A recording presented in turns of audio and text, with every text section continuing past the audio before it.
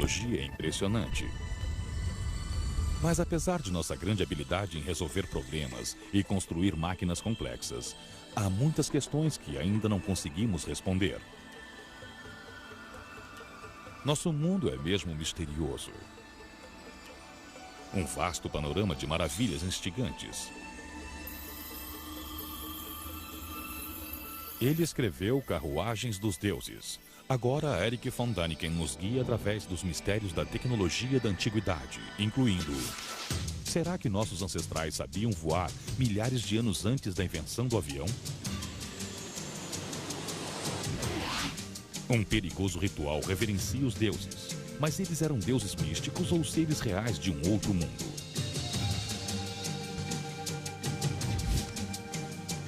Como nossos ancestrais construíram monumentos incríveis que ainda hoje desafiam nossa compreensão? E a engenharia genética?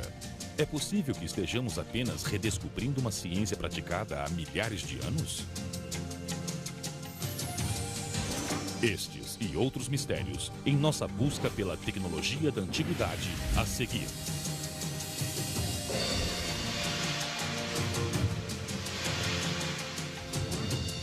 O mundo misterioso. A busca pela tecnologia da antiguidade. A ideia de uma cultura primitiva entrando em contato com outra cultura mais sofisticada, seja ela deste mundo ou de outro planeta, é um conceito muito importante. Como a história prova, a cultura inferior sempre tenta imitar a tecnologia da superior. Um bom exemplo deste fenômeno é o mistério do voo na antiguidade. Será possível que nossos antepassados tenham feito viagens pelo ar milhares de anos antes da invenção do avião? Da Índia Antiga até a Europa medieval, o sonho de voar tem fascinado todas as culturas em todos os continentes por toda a história. Os seres humanos já fizeram coisas inacreditáveis para conquistar os céus.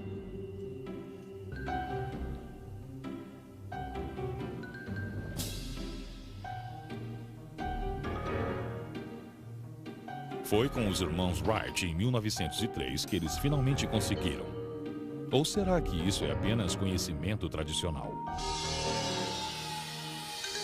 Alguns pesquisadores acreditam agora que talvez existam muitas pistas em nosso passado distante que possam questionar a história da aviação como a conhecemos. Nas selvas da Colômbia, uma intrigante descoberta levanta a questão misteriosa. É possível que antigas culturas tenham voado realmente há centenas de anos? Tenho alguns objetos estranhos aqui, encontrados em tumbas pré-colombianas, datados por volta de 800 e 600 a.C. Arqueólogos acreditam que devam ser insetos. Talvez parte de um culto a insetos pré-inca. Mas olhando bem, eles não se parecem nada com insetos. Insetos têm asas em cima do corpo. E aqui as asas estão embaixo. Então, o que são essas estranhas figuras se não são insetos? They look like airplanes. The amulets look like airplanes. Bob Trelease é um especialista no estudo do voo primitivo. They have the shape, the physical structure. They have the elements that make an airplane as we recognize it today. Estes objetos antigos fizeram Bob Trelease se lembrar de um avião bem específico. When I saw the amulet, I immediately associated with the shape of the F-4D. The shape matched it. A óbvia semelhança entre o jato de combate moderno e o antigo amuleto é impressionante. Mas poderia ser apenas coincidência? Quando Bob Trelease reparou outra característica peculiar nos objetos dourados, ele começou a se perguntar qual era a realidade por trás desse mistério. The curlicues looked like they could be a engineering representation of turbulent air over the leading edge of the wing. Será que nossos ancestrais voavam mesmo? Ou estariam expressando algum tipo de mitologia? Poderia ser ambos? Uma resposta possível vem de descobertas antropológicas feitas no século XX. When one culture with a simple technology comes into contact with a second culture with a more complex technology, people often turn to religion. O antropólogo Dr. Lamont Lindstrom tem uma explicação para a existência desses objetos. Ela pode ser encontrada no conceito antropológico conhecido como culto à carga. Cargo cult is a South Pacific example of a kind of religious movement that's happened almost every place in the world. A vida no Pacífico Sul antes da Segunda Guerra Mundial era pré-industrial em sua simplicidade. Não havia eletricidade, não havia estradas, nem havia rádio. Nenhum contato com o mundo externo.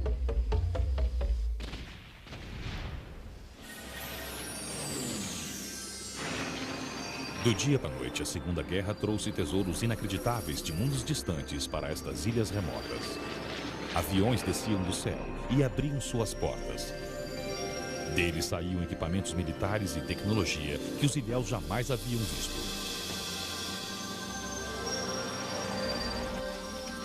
Para eles, o rádio era uma maravilha, uma máquina mágica capaz de falar em várias vozes. So people who had lived a very simple life for generations over a very short period of time experienced an incredible amount of new technology that just poured across the shore and came into their lives. Então, quando a guerra acabou, a carga desapareceu de repente.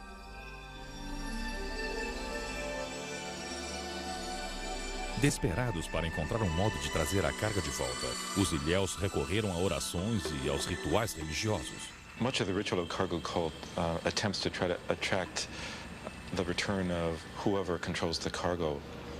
They did things like, in many islands, cut airstrips in the forest, in the jungles, hoping that the planes would land again. They built model planes. Sometimes these are small models, sometimes almost life-size models, and put these planes on the airfield as a kind of imitation of some device that will encourage the cargo planes to land. Usando a teoria do culto à carga, será que estes artefatos de ouro foram criados por índios antigos com a forma de aeronaves misteriosas de um passado distante? Uma forma de encarar este mistério era verificar se a aerodinâmica dos amuletos era perfeita e se eles seriam capazes de voar. O capitão Peter Belden, piloto e controlador de tráfego aéreo, construiu réplicas em plástico idênticas a estes amuletos. Apesar de não se saber se os amuletos representam aeronaves motorizadas ou planadores, o capitão Belden as equipou com autopropulsão. Ele colocou um pequeno motor em uma delas e na outra colocou um motor turbo.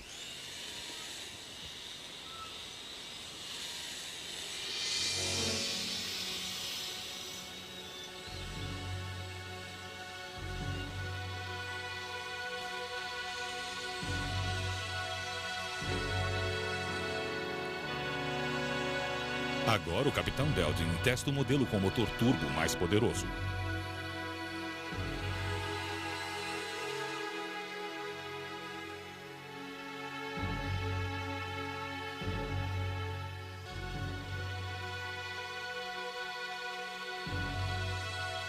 A visão dessas réplicas no céu levanta questões intrigantes sobre os amuletos nos quais elas foram baseadas. A ideia de que elas foram copiadas de um avião de verdade, existente 800 anos antes do nascimento de Cristo, é muito difícil de acreditar. Será que estes amuletos podem ser réplicas de aviões construídos por povos antigos? É claro. Mas há outra possibilidade. Eu acredito que sejam artefatos religiosos feitos para reverenciar máquinas voadoras extraterrestres e atrair esses visitantes de volta à Terra. Temos aqui mais um caso dos chamados culto à carga, cultos de imitação. Povos pré-colombianos viram algo voando lá em cima, então devia estar ligado aos deuses. Eles fizeram estas réplicas, as cobriram com ouro e hoje descobrimos que elas realmente voam. Se esta fosse a única pista cogitando o voo no mundo antigo, seria fácil ignorar a ideia toda como sendo pura fantasia. Mas em outra parte da América do Sul, há pistas mais intrigantes sobre o mistério das máquinas de voo da antiguidade.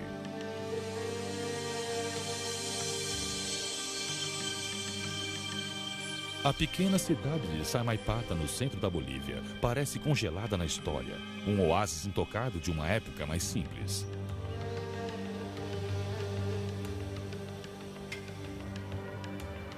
Penetrar nessa região remota exige uma viagem difícil até mesmo com o transporte moderno.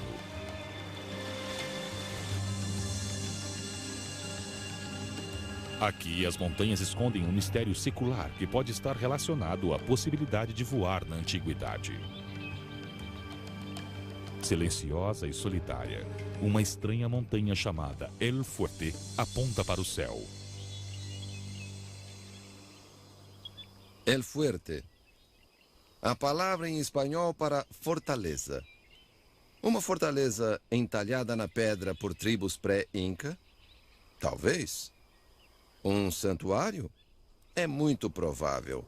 Mas se era uma fortaleza ou um santuário, por que não encontramos em toda a América do Sul um lugar parecido? El Fuerte intriga os especialistas. Para os estudiosos, seu design não possui uma função tradicionalmente militar ou religiosa. E apesar dos especialistas estimarem que a El Fuerte seja anterior à chegada do povo Inca a esta região, por volta de 1400, não se sabe a sua idade. A característica mais marcante da El Fuerte é um par de canaletas paralelas que foram talhadas na rocha. Elas começam no pé da montanha e vão até o topo. Vamos analisar de perto estas estranhas canaletas. Obviamente, elas apontam para o céu. Para mim, parece uma rampa de lançamento, com a qual lançavam objetos voadores em direção ao céu. Objetos voadores que eles observavam seus deuses utilizando. Para conseguirem voar, todas as aeronaves têm que acelerar o suficiente durante a decolagem para que as asas produzam a força de ascensão. Onde o espaço para a decolagem é limitado, como no convés de um porta-aviões, é preciso utilizar uma catapulta. Este lançador movido a vapor é tão poderoso que pode acelerar um jato de 29 toneladas a uma velocidade de 240 km por hora em apenas 90 metros. No topo da montanha, uma estrutura circular com recortes retangulares e triangulares foi entalhada na rocha. Esta pode ter sido a estrutura na qual uma corda feita de borracha era enrolada. A borracha era conhecida pelas tribos pré-inca há muito tempo. A corda esticada era conectada ao objeto voador lá embaixo e então as âncoras eram removidas e o objeto decolava para o céu.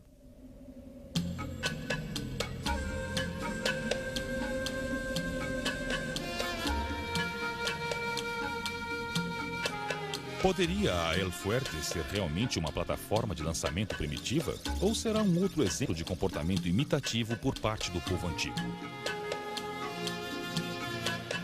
Eu acho que nossos ancestrais viam deuses descendo em carruagens que pareciam aviões.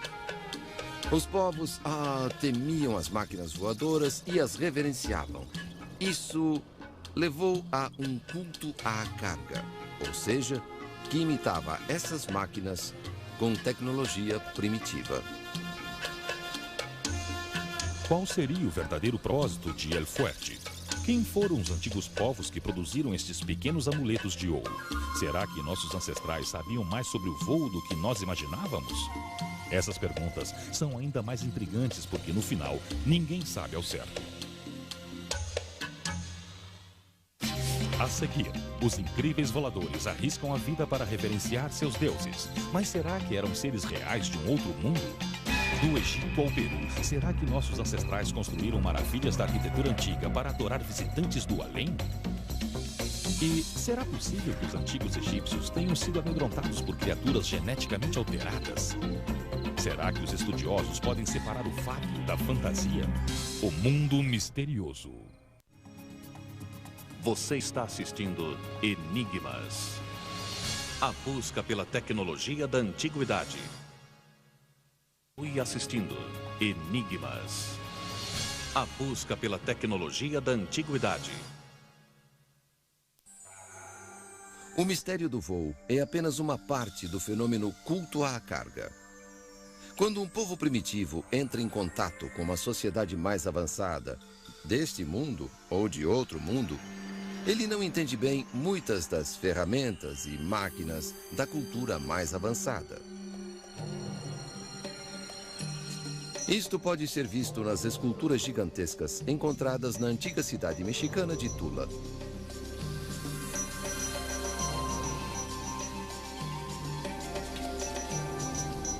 Durante 300 anos, de 900 a 1200 d.C., Tula foi a capital do Império Tolteca.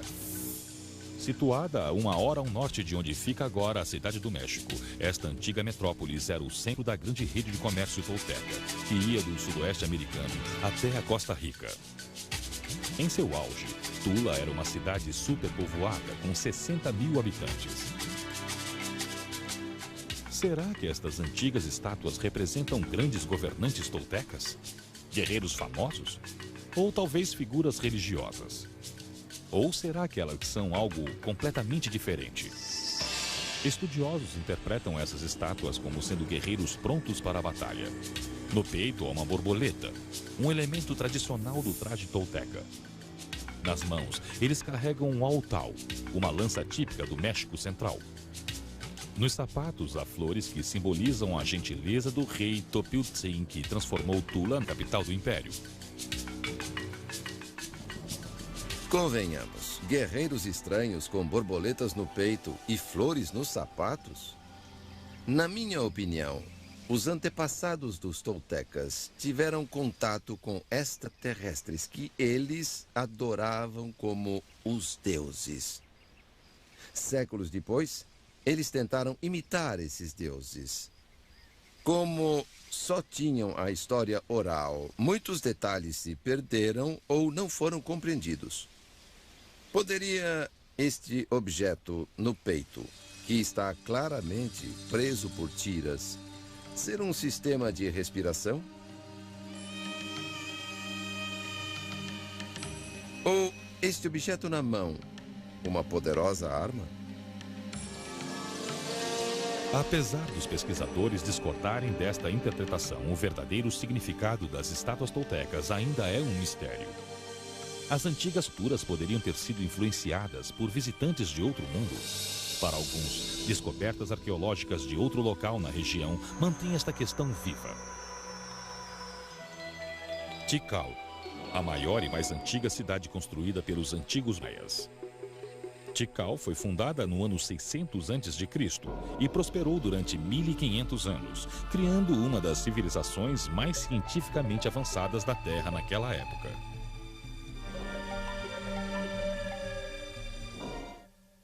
The Mayans were able to develop an original set of timekeeping, of astronomy, of cosmology that is unique and fascinating. O Dr. Brian Pemprese é professor de astronomia antiga na Faculdade de Pomona, Califórnia.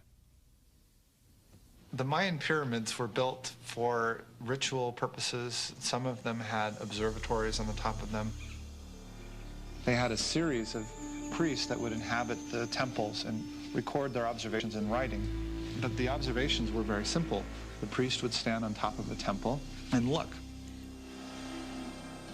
Estas observações, cuidadosamente registradas durante meses e anos, se tornaram a base da astronomia maia. Sem o auxílio de telescópios ou satélites, os sacerdotes começaram a desvendar os mistérios dos céus. As pirâmides se tornaram centros de aprendizado religioso e científico. A pirâmide da serpente de duas cabeças tem mais de 20 andares de altura. Ela foi a estrutura mais alta das Américas durante quase 1000 anos. Foi só com a invenção do elevador na virada do século XX que os prédios ficaram mais altos. The pyramids were based on astronomical alignments, but they were more importantly a point in which the people could communicate with gods. Que deuses eram venerados aqui neste local sagrado da cosmologia maia? Uma inscrição encontrada aqui diz que alguns seres divinos desceram uma vez a Tikal. Será que os maias esperavam o retorno desses visitantes do céu algum dia? Pirâmides seriam plataformas para receberem os deuses? Ou será tudo apenas uma lenda? Eu acredito que é verdade. Os maias esperavam a volta de seus deuses a cada 52 anos. Se for verdade, qual era a aparência desses viajantes, desses deuses? Eu acho que temos a resposta bem aqui em Tikal. Será este o rosto de um visitante do espaço? Acredito que em volta do rosto há o capacete de um traje espacial.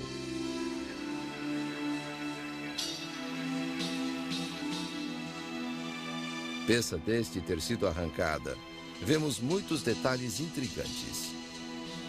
Dá para ver o que quero dizer nesse desenho do relevo talhado na pedra. Acho que isto é uma mangueira de ar, que termina numa espécie de bolsa de ar. Vejo mais mangueiras entrando ou saindo das botas da figura. Será que os antigos maias tentaram retratar um visitante de outro planeta vestindo um traje espacial com temperatura controlada?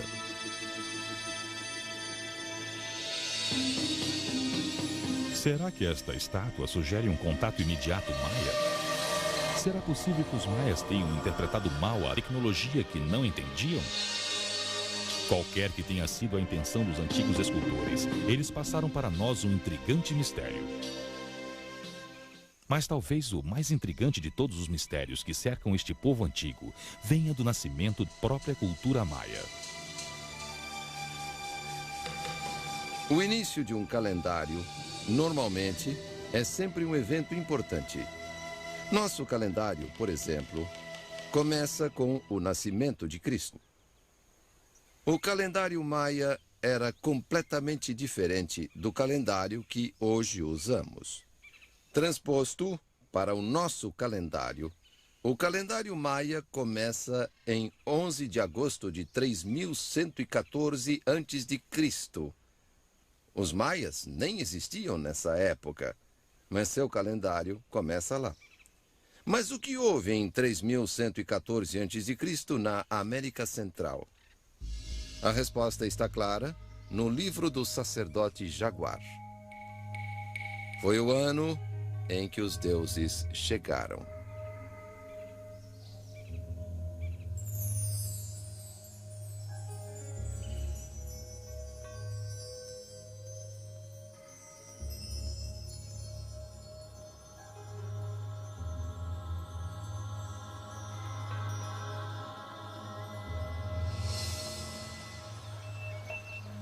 A ideia de que deuses desceram à Terra há milhares de anos é comum na mitologia de muitas culturas da América Central.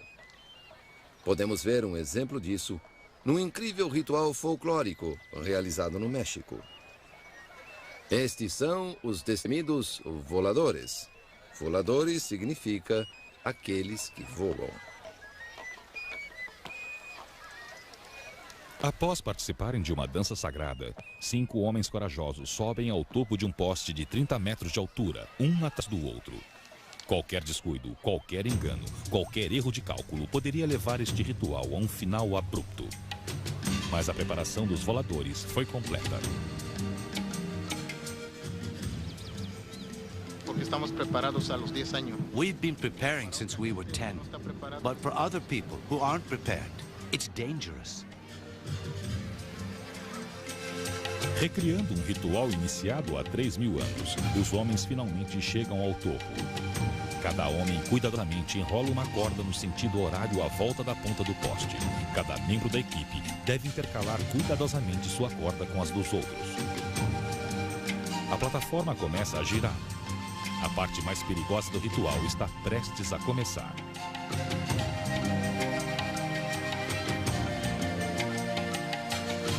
Os 4 homens se jogam da plataforma e estão voando.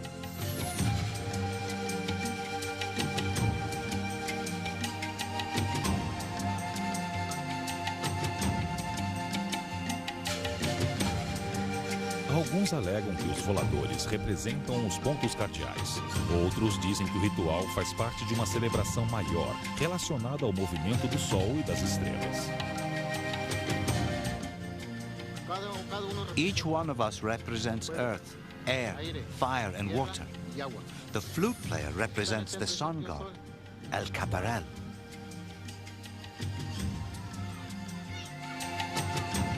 Quando o ritual surgiu, uma árvore era cortada, sua copa era retirada e o tronco era colocado em pé no meio da cidade. As cordas eram feitas de trepadeiras ou de cânhamo trançado.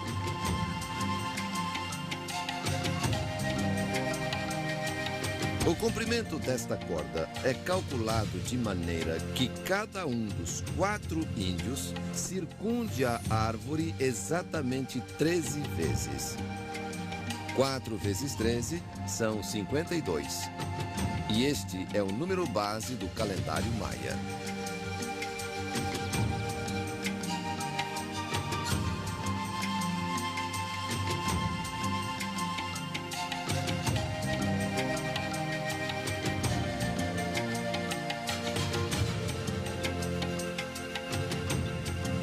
Los voladores, como eles são chamados hoje, representam a descida dos deuses do céu à terra. Deuses que eu vejo como extraterrestres e cujo retorno era esperado a cada 52 anos. Ainda é um mistério o que levou os voladores aos céus milhares de anos atrás. Mas este belo ritual, realizado desde a antiguidade, ainda nos leva a olhar para cima e imaginar. A seguir, será que os incríveis monumentos do mundo antigo foram construídos para reverenciar visitantes de um outro mundo? Alguns acreditam que uma nova descoberta no Peru defende a ideia de que tenhamos sido visitados por extraterrestres. A seguir, essa nova e polêmica teoria. O mundo misterioso.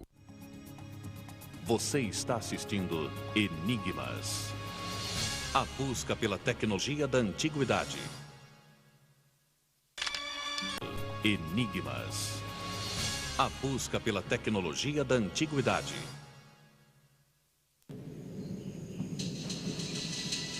Há milhares de anos, sociedades humanas tiveram incríveis conquistas na tecnologia e na arquitetura, que parecem impossíveis com o conhecimento da época. A pergunta permanece: com qual tecnologia? Com qual objetivo? E a pergunta mais importante de todas: para quais deuses? Quando se fala de feitos arquitetônicos da antiguidade, um dos mais misteriosos é a impressionante pirâmide de Gizé, no Egito. Os mistérios que cercam a Grande Pirâmide são bem conhecidos. A polêmica sobre quem construiu esta gigantesca estrutura de pedra e como ainda é intensa. Mas simples matemática dá mais foco ao mistério. Especialistas estimam que a pirâmide contenha um total de 2,5 milhões de blocos de pedra, com tamanhos que variam de 2 a 40 toneladas. Crônicas da época relatam que a construção levou 20 anos. Mas como um monumento tão gigantesco pode ter sido construído tão rápido? Vamos dividir 2,5 milhões de blocos de pedra por 20. E o resultado vai ser 125 mil blocos por ano. Quantos dias por ano eles trabalhavam? Digamos, 300 dias por ano. Certo? Temos um total diário, então, de 416 blocos. E quantas horas eles trabalhavam? Não havia sindicato, então digamos 12 horas por dia, era um longo dia. Finalmente, temos 34 blocos por hora. Se dividirmos isso por minutos, na verdade, teremos um bloco a cada 2 minutos. Para mim, isto é impossível. Acredito que seres humanos construíram a Grande Pirâmide, mas com a ajuda de extraterrestres. É o único modo pelo qual nossos relativamente primitivos ancestrais poderiam criar alguma coisa talvez impossível de se duplicar ainda hoje. Há muitas teorias sobre como uma estrutura tão grande foi construída há 5.000 anos. Enquanto o debate se acirra, as pirâmides do Egito permanecem silenciosas, sentinelas do passado, guardando seus mistérios para sempre. Há muitas outras estruturas misteriosas no mundo que desafiam a sabedoria da engenharia tradicional. Como Stonehenge, as famosas esculturas da Ilha de Páscoa e as antigas ruínas incas de Machu Picchu, no Peru. Mas há uma outra ruína inca no Peru que representa um dos enigmas mais intrigantes. A antiga fortaleza de Sacsayhuaman.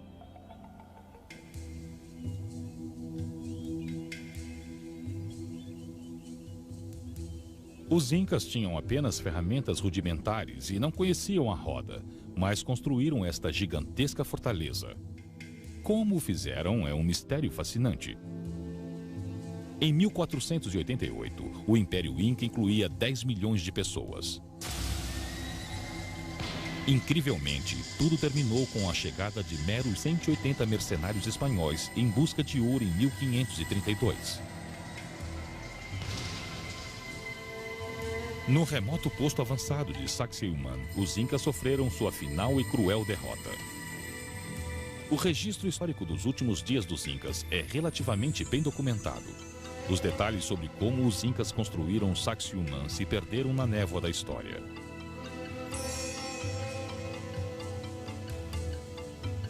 Aqui, blocos de pedra pesando até 100 toneladas foram encaixados com tanta perfeição que nem a lâmina de um canivete penetra entre eles. E como no Egito, tudo foi feito sem cimento.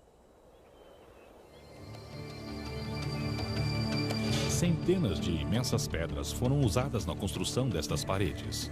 Apesar de seu tamanho e peso impressionantes, elas se encaixam com a precisão de um laser. E, além disso, especialistas já determinaram que estas imensas pedras foram extraídas muito longe e transportadas para este local remoto. Como estas pedras enormes foram tão bem cortadas, apenas com ferramentas rudimentares? Como foram trazidas pelas montanhas sem cavalos ou veículos com rodas? E como foram encaixadas com tanta precisão? Será possível que estes antigos construtores aprenderam segredos de engenharia com visitantes de outro planeta? As respostas a estas perguntas se perderam para sempre quando o Império Inca desabou. O mistério de Sacsayhuaman ainda ronda estas pedras, escondendo segredos que talvez jamais desvendemos. Do outro lado do mundo, na França, existem mais pedras gigantescas e silenciosas. Mas elas podem ser milhares de anos mais antigas que as impressionantes criações dos Incas. Séculos atrás, estes megálitos foram erigidos. A palavra megálito vem do grego. Mega significa grande e litos significa pedra. Alguns destes megálitos pesam até 300 toneladas. Especialistas não sabem quem foram os construtores da antiguidade que colocaram estas monstruosidades no lugar, como foram arrumadas e quando. Sem a presença de qualquer substância feita pelo homem, pedras não podem ser cientificamente datadas. Perto do litoral da Inglaterra, no norte da França, existe um círculo de pedras que só aumentam o mistério. Existe uma grande polêmica quanto à idade destes megalitos na França. Aqui, finalmente, encontramos provas. Estas pedras avançam para dentro e debaixo d'água. Um círculo de pedras completo sob a água. Isso prova que elas estavam aqui antes da água estar. E isso foi entre 8 e 10 mil anos atrás. Segundo von Däniken, estas pedras foram posicionadas antes do final da Idade do Gelo. Quando o gelo derreteu, o nível da água subiu, cobrindo a área e impossibilitando a colocação das pedras. De 8 a 10 mil anos atrás, os povos eram caçadores-coletadores, sem qualquer conhecimento de engenharia e apenas ferramentas rudimentares. Como esses povos primitivos podem ter colocado essas pedras lá antes que elas fossem cobertas pelo mar? Acredito que este planeta tenha sido visitado há muito tempo por extraterrestres. É claro que os extraterrestres não criaram estas maravilhas. Nossos ancestrais as criaram. Mas estas estruturas tinham o propósito de reverenciar os deuses, os professores que vieram do céu. Os povos foram inspirados e as criaram para honrar estes visitantes. Os mistérios que cercam estes intrigantes exemplos da engenharia antiga continuam sem explicação. Provavelmente, eles ainda irão nos fascinar durante muitas gerações. A seguir, a engenharia genética está mudando o nosso mundo. Mas será que nossos ancestrais foram expostos a essa poderosa técnica milhares de anos atrás? O mundo misterioso. Você está assistindo Enigmas. A busca pela tecnologia da antiguidade. Enigmas. A busca pela tecnologia da antiguidade.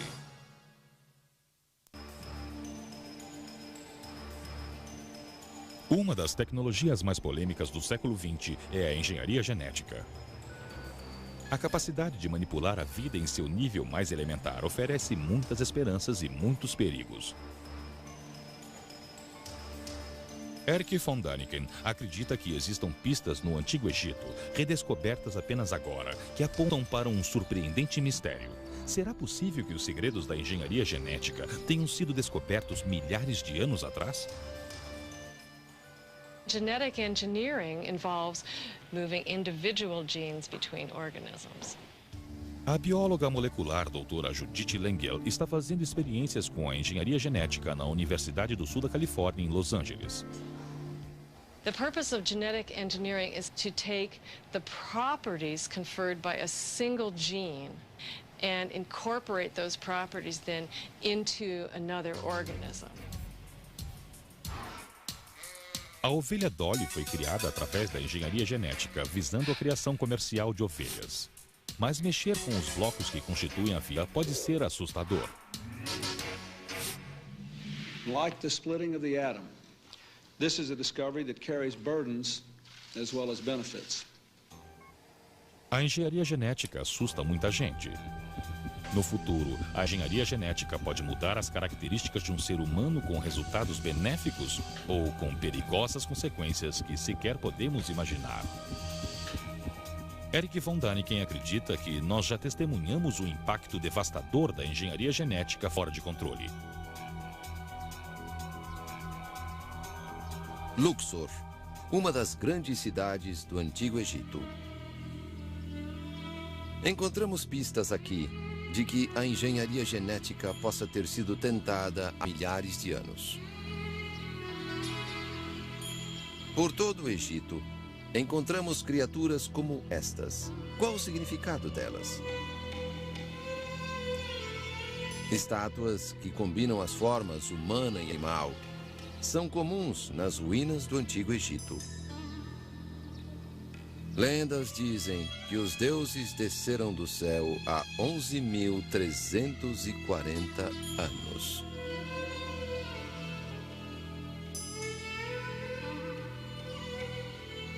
Esses deuses criaram feras, monstros, criaturas misturadas de todos os tipos. Havia bois com cabeça humana, havia cães com asas e com rabo de peixe. Foram criados por deuses que eram professores do céu, e estes nada mais eram do que extraterrestres. Tudo o que resta é a questão: por que uma civilização extraterrestre faria uma coisa dessas? Mesmo conhecendo pouco o espaço, sabemos que há planetas talvez mais quentes do que a Terra ou mais frios do que a Terra. Talvez seja preciso um ser inteligente como nós somos, mas com um corpo diferente que resista ao calor ou que resista ao frio, ou que seja. Então eles usaram o nosso material genético existente. Misturaram esse material numa nova forma e fizeram o que hoje chamamos de engenharia genética. E pronto, temos alguns destes monstros. Embaixo das mutáveis areias da antiga cidade de Saqqara, Von Däniken encontrou o que ele alega ser novas pistas de que os antigos egípcios vivam com medo de uma das criaturas geneticamente alteradas. O Antigo Egito era uma cultura de boiadeiros. O gado representava riqueza e era essencial em sua dieta. Os bois eram especialmente venerados e representavam força e dignidade. O boi sagrado Apis era o mais sagrado entre esses animais. No entanto, segundo Von Däniken, alguns relatos indicam que o boi Apis era temido e não venerado. Em hieróglifos antigos, os escribas egípcios contam histórias de um deus nada benevolente, representado pelo temido e vingativo boi Apis. Por exemplo, o boi sagrado Apis destruía templos e matava pessoas. Ele era um monstro mesmo. Por fim, esses monstros morriam. Os sacerdotes queriam impedir que alguns desses monstros renascessem. E por isso fizeram tumbas subterrâneas. Esta é a entrada para uma imensa tumba subterrânea conhecida como Serapeum. Estudiosos acreditam que ela foi feita para ser o último local de descanso para o boi sagrado Apis. Esta caverna subterrânea foi descoberta em 1852 pelo arqueólogo francês Auguste Mariette. Como podem ver, eu tenho 1,67 m de altura, mas este sarcófago é mais alto do que eu. A propósito, a parte de baixo pesa 80 toneladas e a tampa pesa outras 30 ou 35 toneladas. O arqueólogo esperava encontrar bois mumificados. Mas, quando a tampa foi removida, dentro dela havia uma massa de betume e milhares de minúsculos ossos quebrados. Que mistério! Era normal no Egito Antigo mumificar todos para que pudessem ressuscitar na nova vida, na pós-vida. Mas para ter outra vida, era preciso o corpo inteiro. Por que não neste caso?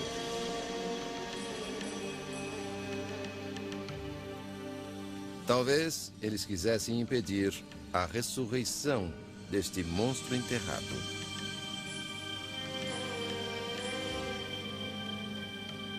Nenhum osso descoberto na Serapeum foi identificado como sendo osso de boi. Estudiosos não determinaram a natureza exata dos restos encontrados lá. O que quer que seja, não foi mumificado do modo como os egípcios preservavam as criaturas para que elas pudessem viver de novo. Talvez o boi Apis tenha sido um presente dos deuses que os antigos egípcios queriam esquecer. O mundo misterioso volta em instantes. Você está assistindo Enigmas.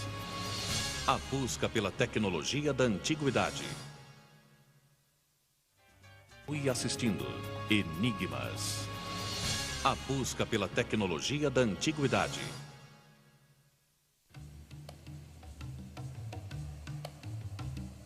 No interminável deserto do sul do Peru se encontra um dos mistérios mais fascinantes do mundo antigo.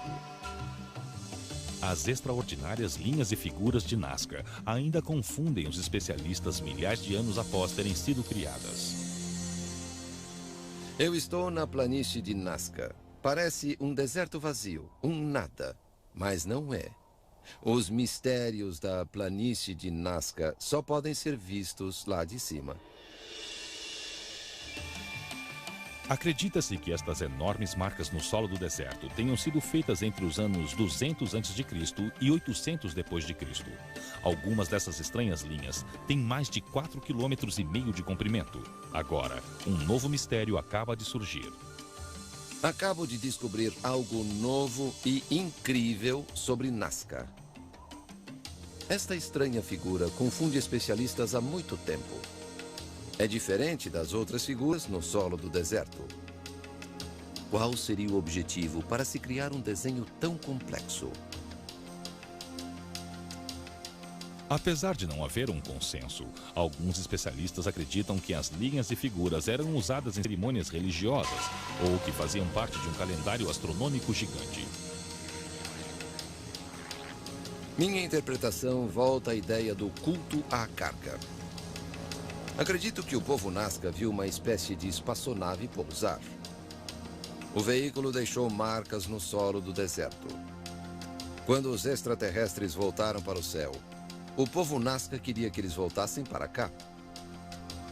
Então, recriaram as marcas para atrair os visitantes de volta. A complexa geometria contida neste desenho enorme me lembra um tipo de sinal de navegação que guiaria os extraterrestres de volta à Terra. Até agora não funcionou. Mas talvez um dia funcione e os visitantes de outro mundo pousarão de novo na calma planície de Nazca. As linhas e figuras de Nazca atraem pesquisadores há décadas. Apesar de não existir uma única explicação, o mistério continua sendo um desafio fascinante aberto a todos.